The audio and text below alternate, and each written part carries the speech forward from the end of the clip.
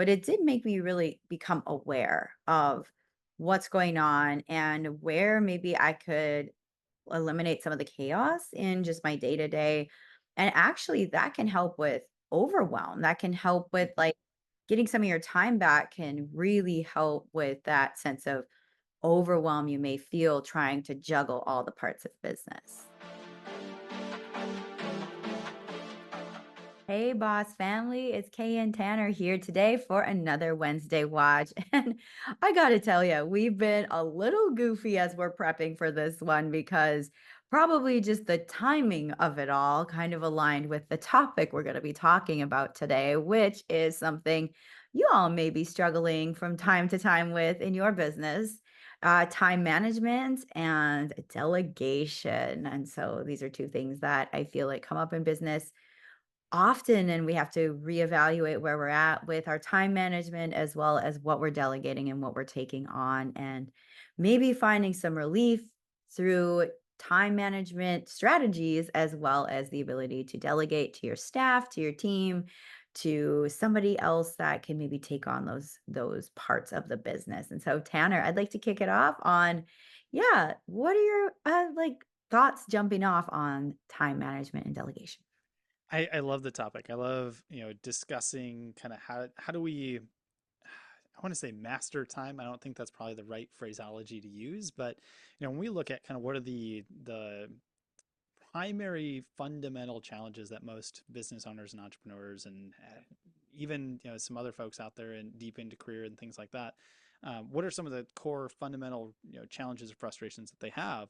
And we usually bucket into kind of three basic categories. It's not enough money, it's struggles with team, and time. Time is always on that list, and because it's one that we all have an opportunity to work through at some point in our lives, right? There's only 24 hours in the day. We're all dealt the exact same amount of time, but how we choose to use it is really where the game is played. So I love the topic. Is probably the number one thing that we tend to discuss and work through with everyone that chooses to come and work with us here at Action Coach. So it's a near and dear one to work through today. Oh, definitely. And it's been so fun, like even talking with you in the last couple of weeks as this has come up in my business and, just kind of finding a good harmony between all the moving parts of business. So it's been fun to kind of analyze my time and kind of look at it in more with a fine tooth comb because sometimes I can feel like the day flew away. Where did it go? And other times I'm like, oh, yeah, I did this, this, and this today.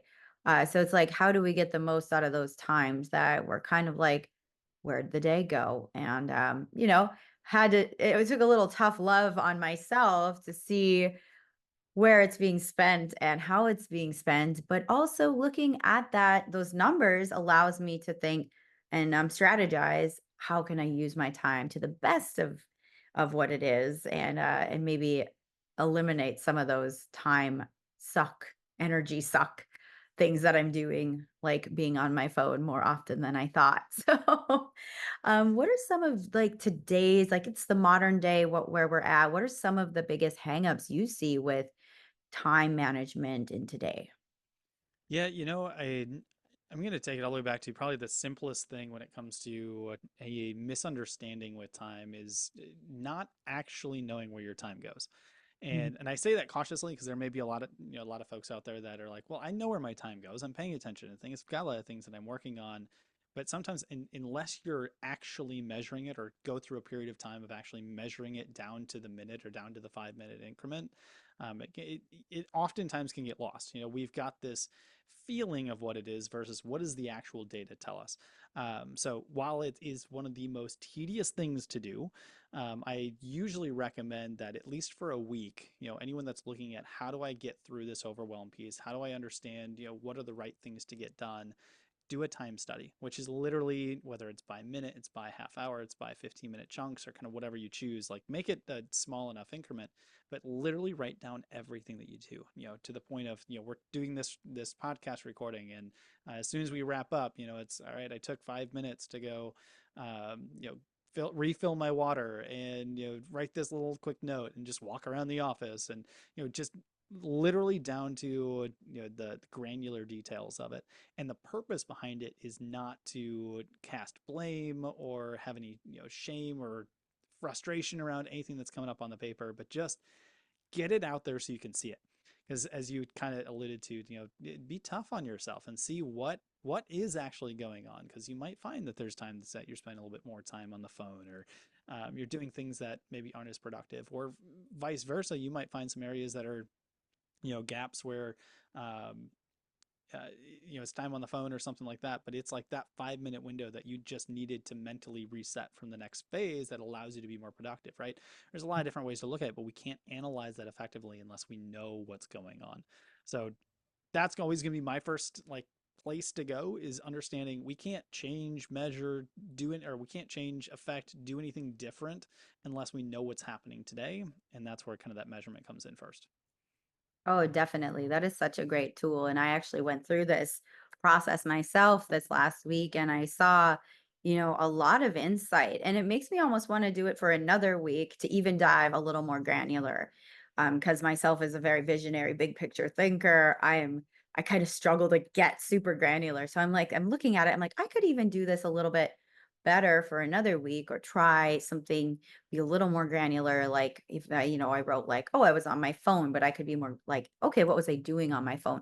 Was I using it for valuable time spent on, say, Instagram, or was I getting caught in the scroll monster, just scrolling through my feed? And so, but it did make me really become aware of what's going on and where maybe I could eliminate some of the chaos in just my day to day.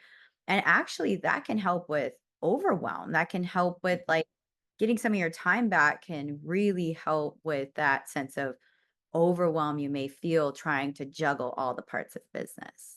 Oh yeah, and I'm gonna draw a quick like parallel for those that are like, I'm still not sure about this thing.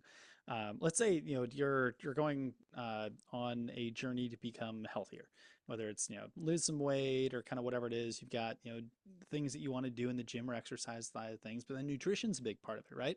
If you're gonna go have an effective nutrition plan, it's not going to somebody and they're like, cut your calories by 500 calories a day and eat X, Y, and Z. The first step is to figure out what's happening today. How much am I eating today?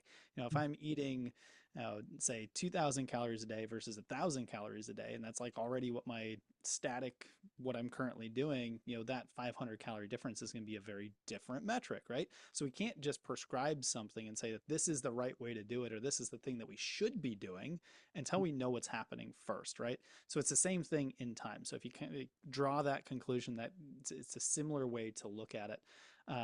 But the measurement phase, whether it's 1 week, 2 weeks, 3 weeks, it doesn't matter what it is. It's just find out what it is today. Once we have that data, then we can get to the next phase, which is how do I change the things? How do I prioritize the things that are most important? Where do I cut things off that's not important today? What things just need to be moved to the parking lot? Stuff that I'll do a quarter from now, 2 quarters from now. Doesn't mean it's not important. It just may not be important today. But we can only do that once we have the data. So data first, then we can start to prioritize. But that prioritization has to be based on what is the outcome that you want, right? We have to go through that process first and understand um, where are we looking to go and in what time period, because that's going to allow us to then prioritize the things that are most important to achieve that desired outcome. Definitely. That's like hits on so many levels for me. And as probably many people listening to this, is just like, there are ways, there are these tools. We can take simple actions like this that are very effective because if we start to incorporate them, utilize them, and like rinse and repeat, we'll get better at them. And then before you know it, you will be, saving time, you will be allocating time and just like building that beautiful structure within your business, just like a good diet plan, just like a good lifestyle plan. So it kind of like brings me into this next part of our conversation, which goes very well with time and is going to end up saving you more time to do the things that you are best at in your business. And that is delegation. And this can be a very scary word for a lot of business owners, to let go of the reins of the control we think we have. and delegate it to trusted folks within your team. So that's something that I'd love to hear some of your initial thoughts on delegation. It's a fun one. There's a lot of things on the topic of delegation that we can talk through, but before we dive into that, I'm going to say something that's probably a little unpopular. And this is going to be for those in the audience that are listening or watching this later on that are, let's say, early on in business, right? You're starting your new business, your new venture. It's really just you, maybe one additional team member, um, maybe a couple 100,000 in sales, maybe, right? Early on, which is a vast majority of a lot of the small business owners out there.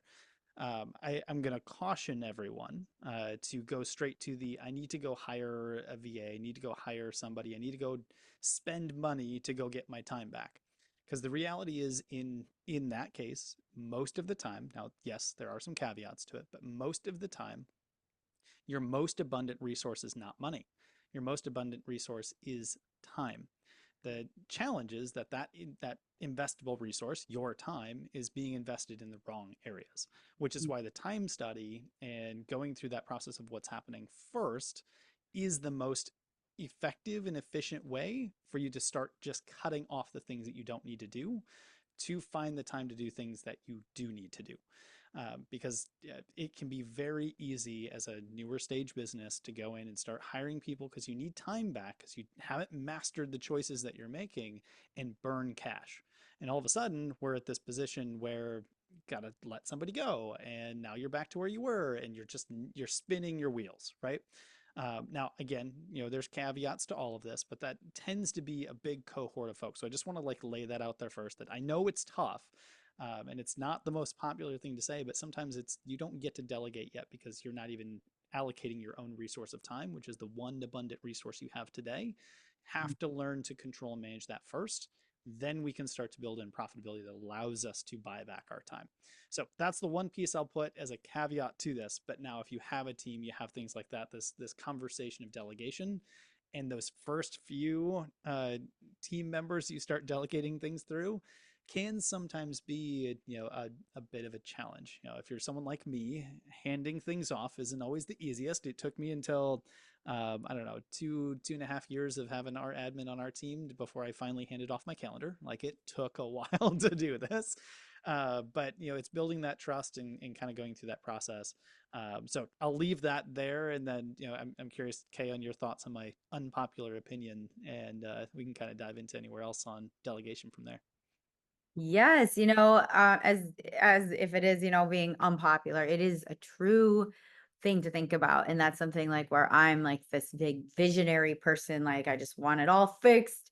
It helps me to get the right tools in place to kind of hit the brakes and think about how can I look at what I'm doing in my own time first, adjust there, and then move on to the next step. And it actually will end up saving you time, saving you money, saving you resources, saving you hard conversations, which we talked about last week. And so maybe looking at those things is like again, yes, very much that first step. And I was always one too to be kind of holding on, and I kind of like reached this point of I'm excited to give things out and excited to I kind of like use the thought process of I want my team to shine where they're best shining so then I can get back to being that where I shine and finding that offloading some of the things that take a lot more of my energy because I'm not as proficient in them or it's not as like I guess, flow as, say, other things that I do, so I'm kind of forcing through certain aspects of business, and so sometimes when you're at that point of being ready to delegate those things and you can put those people in place that will shine doing those things, it's a win-win for everybody. Yeah, when we talk about like delegation, what's one of the biggest issues that people have when it comes to delegating? And it's usually fear. And it's Mhm, fear around like they can't do it as well as I can. mhm. And one of the things that I usually have the conversation around when we're having we're discussing this topic is okay, that may be true. You at 100% doing XYZ topic may be tenfold better than somebody else doing it at their 100%. But are you giving it 100%? No, you're giving 2%, you're giving 3% because you've got 100 other things that you're also focused on. That just because you're good at something doesn't mean that you're even able to give a fraction of, you know, kind of your effort to it. That somebody else's 100%, that's all they do and that's what they focus on, they're going to crush it, Mhm. especially compared to the amount of effort that you're going to do. Now, if you want to compare apples to apples, 100% to 100%, okay, maybe they can't do it as well as you. Now, I'd also argue that maybe that's not the case, but you know, if that's kind of the mindset, think through um, what's holding you back from giving 100% to it. Well, it's the fact that you don't have all the time in the world, but this other person that you would delegate to, they will, or they'll have a lot more time than you currently do, and they Mhm. can put more focus and energy and effort towards it. And you know, typically in that realm, you know, the results go up and their you know, conversion rates go up depending on kind of the thing that's being, you know, delegated off and that sort of thing. So I find that to be kind of a helpful frame to think through. And then, you know, kind of the age old, once you go through that process of time study and prioritizing things, there's going to be things at the bottom of the priority that still have to get done. They're like these important things to get done, but they're not, you know, high skill. They're not, you know, there's things that can just be offloaded to somebody else. That, frankly speaking, in a business sense, you know, you can pay somebody less per hour to go do those tasks than you are worth as the owner to the business. Mhm. You know, how do you continue to grow everybody, and kind of looking at that process, right? So those are kind of some of the things that I tend to start with when it comes to the conversation around like, where do I start this process of delegating? You know, I've never really delegated before.